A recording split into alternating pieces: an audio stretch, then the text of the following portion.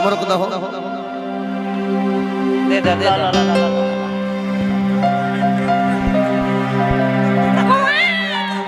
और क्या कहता ना चुप चुप रहो। सोहर ऐसे का वाला है, सोहर में भाव होके के चाहिए कि मचिया बैठल तू सासू अरे सरब गुनवा आगर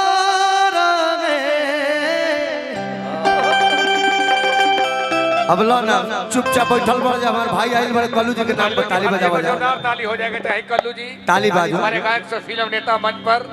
आदरणीय हमारे माननीय विधायक श्री संजय यादव जी। रुको भाई भाई भाई और आदरणीय जी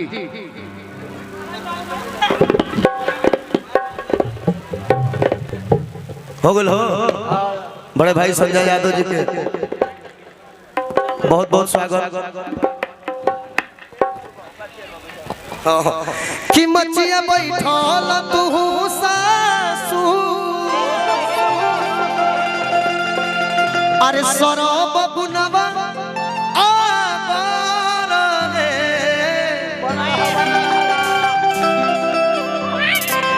ए ललना मन करे चाउर के चबेनी खाए दे आ जामुन जमुन तो ही खाए के। तू रोल कर हमारा में ढेर दिक्कत होता कि इतना बचन सासु सुनेली तो सुनहु न पावेली हो ए ललना बिहुड़ी बिहुड़ी दहिया चोरावेली अधोवनियो ना देखावेली। कुछ सोहर भाई भाई लोगों बोला कि कोना में से बाबा मोर अरबिया कइले तो कौने में से अरबिदा कइले हो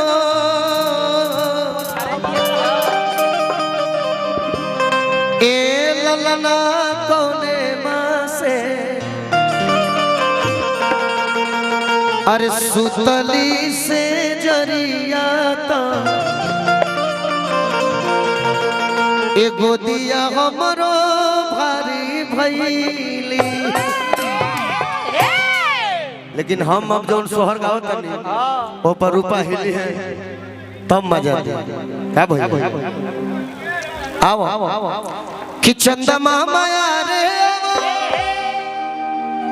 हर पर नदिया किनारे हो चंदा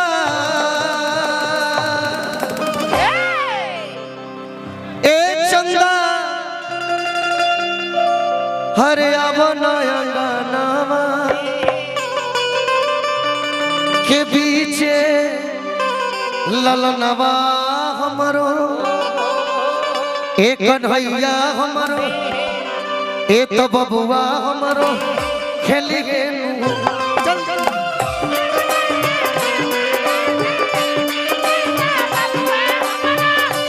चल ए चंदा आवनाया के बीचे ललनवा हमरो खेली गेलू हो। बड़ भाई सिपाही जी के तरफ से पुरस्कार बा।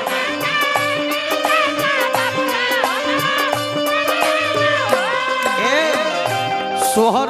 सोहर में भाव सोहर में नृत्य भी हुई ढंग के चाहिए है ने अरे गमछा दे हल्का फुल्का में सोहर के भाव गीत के पद्धति बदले जाता गायक के पद्धति बदले के चाहिए। ए में बाबा के भाव लागी विजेंद्र गिरी जी के अरे चंदा मामा रे परम नदिया नरम हो चंदा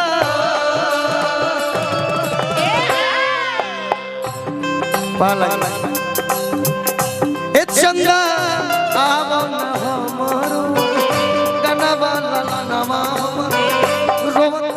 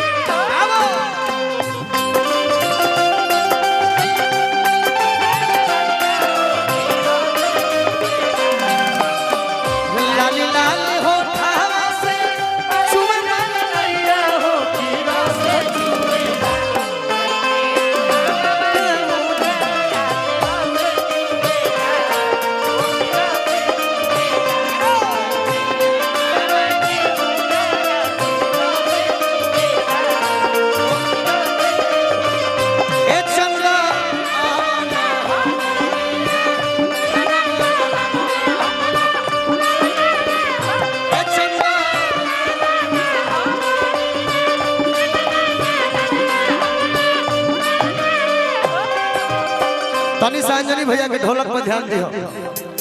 आई लाई पर ठुमुक जई हो इतना बात जब यशोदा मैया चंदा मामा से कहली हो ओकरा बाद चंदा मामा कहता रे आओ आओ हऊ हऊ कि तू मार मार मार तन दिखा ले भैया कैसे के अरे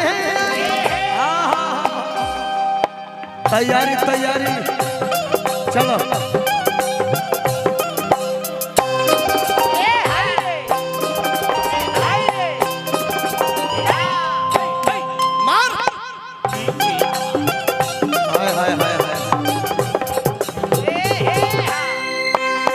एक बार और तनी घूम के बैठ गए ला तनी जैसे घूम के बैठल आओ कैसे के अरे हाँ ये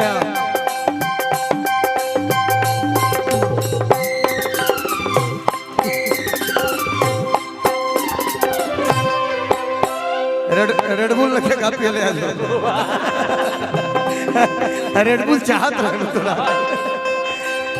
थोड़ा बेंजू वाला सा आंख में लग जाए हल्का सा पीछे हट जाए तनी अंदर भैया देख सकते कैसे के यारे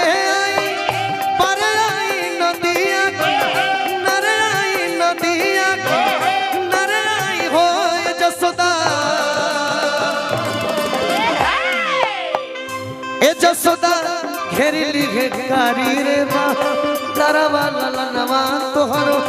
रोवे लगी है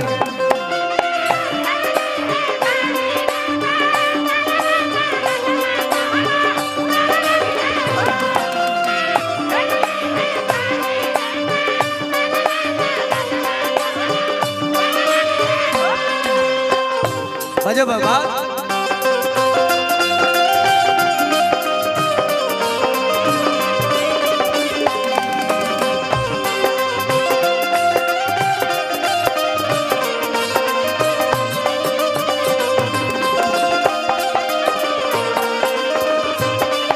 बड़ भैया हमरा सोनू भैया के तरफ से आशीर्वाद हाँ हाँ हाँ